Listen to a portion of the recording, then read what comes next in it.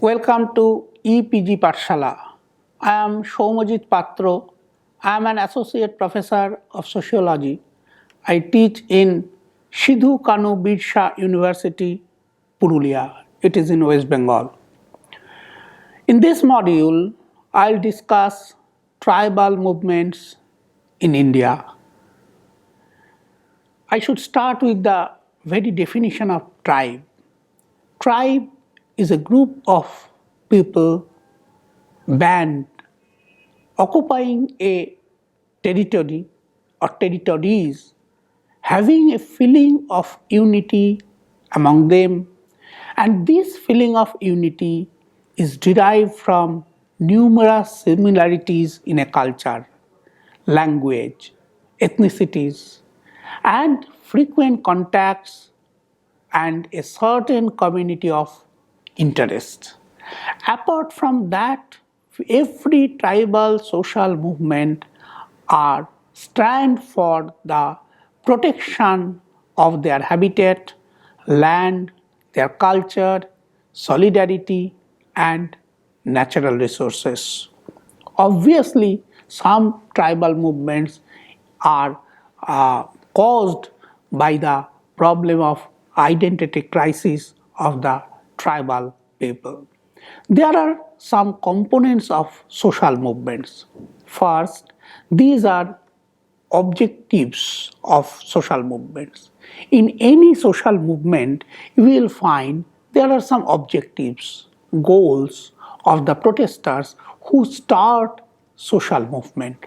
Secondly, there should be some kind of ideology. These ideologies acts as a cementing force to bind the people uh, who stand for the cause of the social movement and join their hands. Thirdly, there have some programs, some schemes through which the anger is vented out.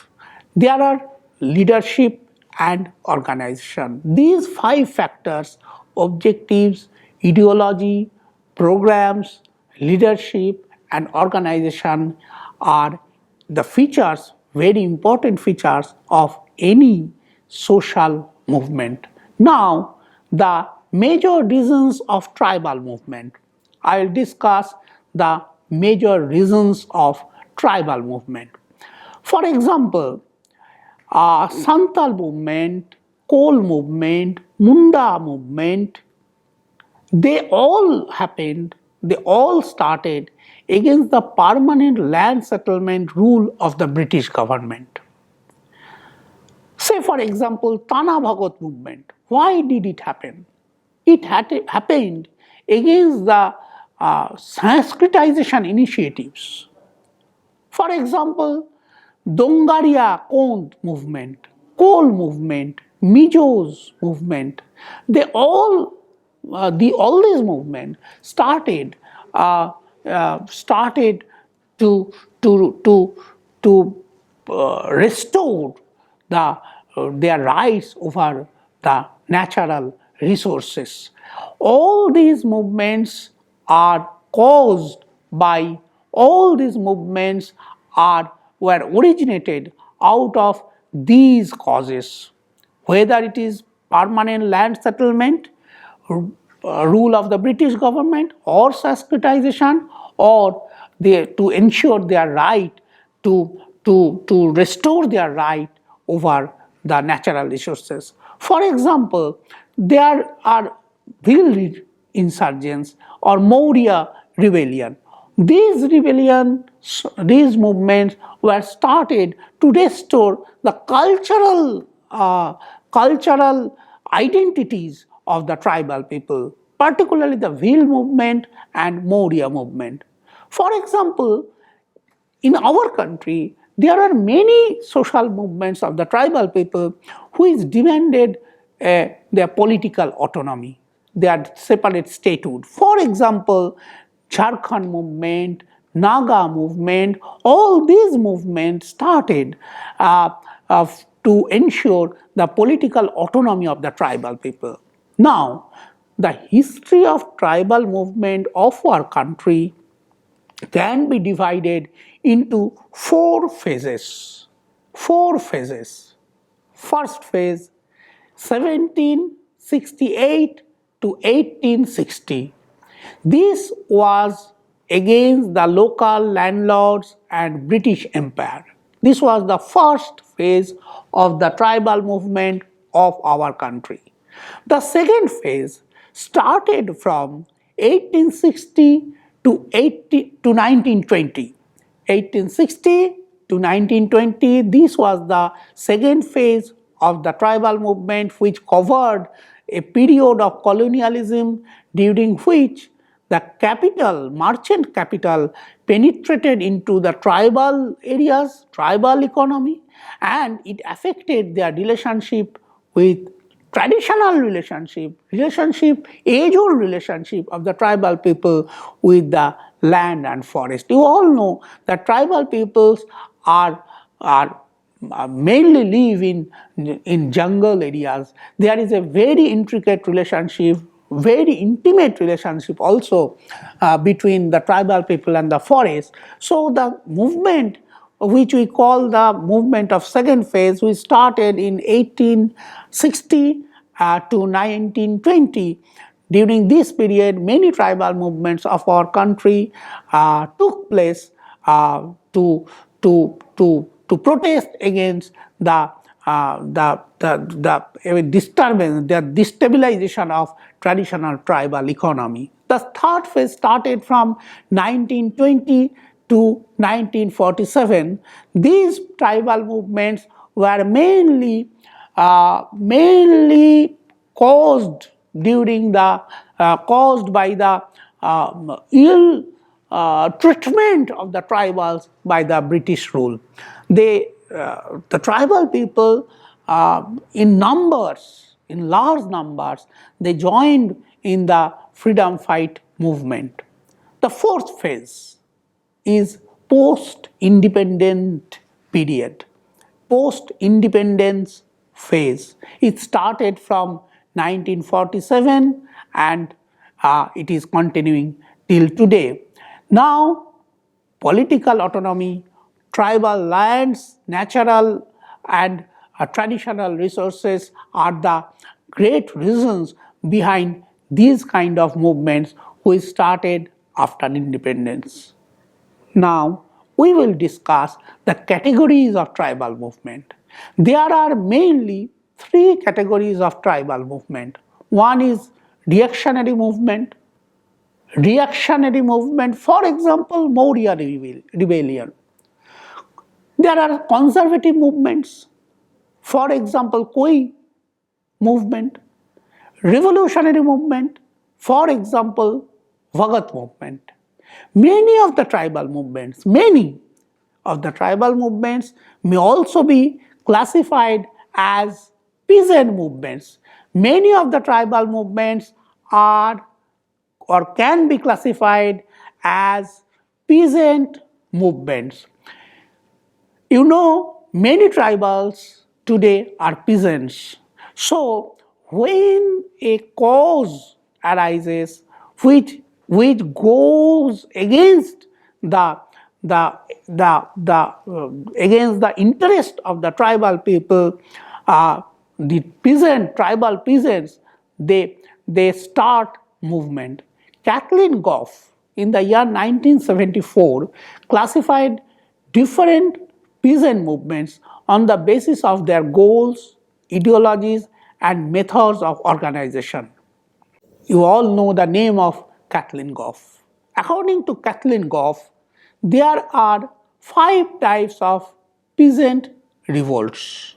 One is restorative rebellion. To drive out the British and restore earlier rulers and social relations was the cause of these rebellions. Secondly, religious movements for the liberation of a religion or an ethnic group under a new form of government. Thirdly, social banditry Fourthly, terrorist vengeance with the idea of meting out collective injustice. You know, the tribal people always feel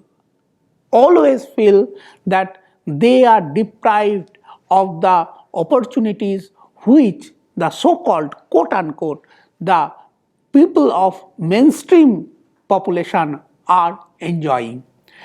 In our country, many states have been formed out of this feeling that the tribal people are marginalized, are being marginalized, are subject to exploitations.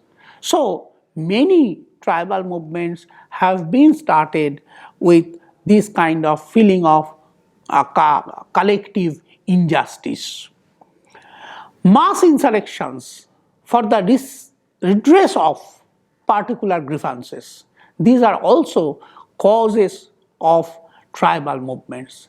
There are some differences between tribal movement which occurred before independence and tribal movements which occurred after independence.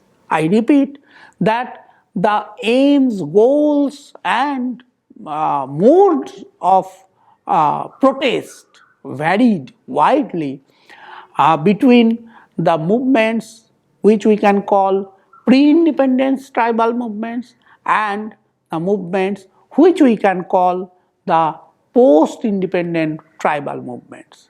For example, before the independence, which tribal movement took place, were mostly separatist movements. Those movements which took place before independence, which we can call that pre-independence tribal movement, they were mostly separatist movement, but they also fought for the freedom and rights of the peasants. The path was violent. So mostly the tribal people's movement which occurred during the pre-independence period were mostly took the violent form. Now, most of the movements which were started after independence, they demanded mainly political autonomy. Particularly, they demanded a separate statehood. For example, you can say Jharkhand movement or Uttarakhand movement. All these movements were basically tribal movement. They started for the to ensure the political autonomy of the tribal people and their right to land and forest. So this is the feature of the post-independent tribal movement. So I repeat, if the pre-independent tribal movements are violent in nature, post-independent tribal movements are non-violent in nature mainly. Mainly they started, they loved, they liked, wanted to work out their grievances, to work out their demands from within the constitutional provisions. These cannot be treated outrightly as what we call secessionist movement. So these are mainly non-violent movement which took place in our country right after our independence. The non-violent path is based mainly on bargaining, on negotiations with the government using a variety of pressure tactics. Violent means are easier to reach a goal. Non-violent means are not so easy. So the tribal leaderships who lead those movements, they opted for bargaining and negotiating with the government, and they tried always to put pressure in various means by using various means without restoring to violence, without restoring to non-constitutional means. They tried to put enormous pressure on the government to ensure, to secure, to snatch their demand, to fulfill their demand. On the other hand, the violent path is militant. It is path of revolts or mass struggle based on developing the fighting power of the oppressed of the tribal people. So these are the differences between pre-independent tribal movement and post-independent tribal movements. In recent times, the transnational corporate companies are invited by the state to take control over the mineral-rich landmass in the tribal areas. This is very much problematic. Uncontrolled infiltration in the tribal domain, uncontrolled infiltration, unprecedented infiltration in the tribal domain that totally shatters the traditional tribal life in which the tribal people of our country are habituated to live for say thousands of years. This kind of unwanted, unprecedented, uncontrolled infiltration of the tribal people, of the outsiders, of the people from multinational companies who enter the tribal regions in search of the minerals, in search of many other things. These disturb the traditional tribal life. These multinational corporations, aided and abetted by the state machinery, without any commensurate work guild provided to the sons of the soil. The tribal people of our country are often termed as indigenous people, son of the soil, aboriginal people. Though today there are opposed views. However, in most of the literatures, you will find the tribal people are considered as the son of the soil, and these people have these kind of activities of the multinational companies, these kind of negligence on the part of indifference on the part of the government leads to marginalization of the tribal people, marginalization in their own lands, marginalization in their own territories. These kind of commercialization, I would call it commercialization of the tribal people's world, leads to further marginalization of the tribal people. These kind of things create a feeling of lack of empowerment and lack of effective governance, compounded with appalling poverty, has given rise to a violent tribal movement in India.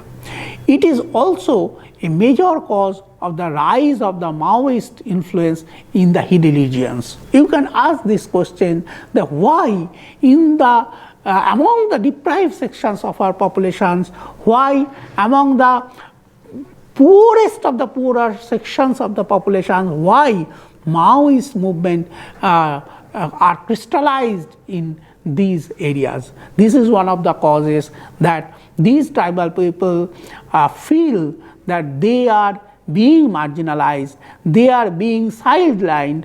In fact, sometimes they feel that they are elbowed out by the government, they are elbowed out by the so-called quote-unquote mainstream population. So this kind of insecurity leads to tribal movement in many parts of our country. So the tribal people who are basically, you can find these references in many literatures related to tribal life, that tribal people are simple, tribal people are very peaceful, tribal people are docile. All these all these tribal people who are simple, who are docile, who are a very innocent type, who do not want outsiders to spoil their own to spoil the harmony of their own life. They get irritated. They become furious. They become frustrated with the kind of things by which they are being treated, and the government machinery miserably often fails to find out a meaningful solutions. These force the tribal people to take up arms against their exploiters. The instances of tribal movement therefore remain a source of inspiration for all those who are exploited and marginalized. My students, to study tribal social movement, you have to know something about the tribal social organization. Without having a basic knowledge of the tribal life, you cannot understand the causes and consequences of tribal movement not only in our country, tribal movement of any part of this world. You have to know the tribal social life. The tribal people are very simple, honest, peace-loving people. They live mostly in what we call in the zones of less interactions. They live far away from the dins and bustles of our everyday life, from the chaos of our urban conglomerations. So these tribal people, they live, sometimes we call that in their own world. They created their own cultures, they created their own religions, they created their own language and their own world, and they lived there for thousands of years. Any kind of social movement, the tribal people do not start social movement out of their own.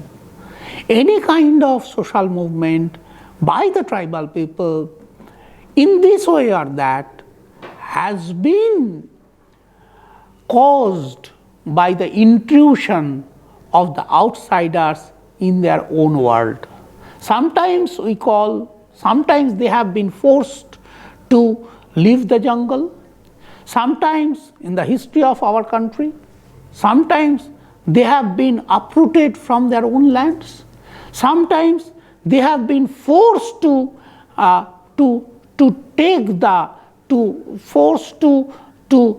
digest the culture of alien peoples whom they call diffuse aliens. So these intrusions, these kind of dismantling of the tribal people are the major causes. Whether these kind of intrusions, dismantling, destruction of the tribal world may be caused by the policy of the governments, may be sometimes caused by the profit-making motives of the multinational companies, and sometimes maybe it can be crystallized, it can be crystallized rather by the issues which arise outside their own world. In this way or that, tribal social life, when gets disturbed, when tribal world is lost and they are not being accommodated in the new world, problems started. So these are the root of any tribal movement. If you want to understand the tribal movement, if you want to study tribal movement, you have to know something about the world of the tribal people in which they lived. They lived for thousands of years in faraway deserts, in hilly regions, in remote forests, what we call in the zones of less interaction. If you want to know more about this, please visit the website of EPG Pathshala. Thank you.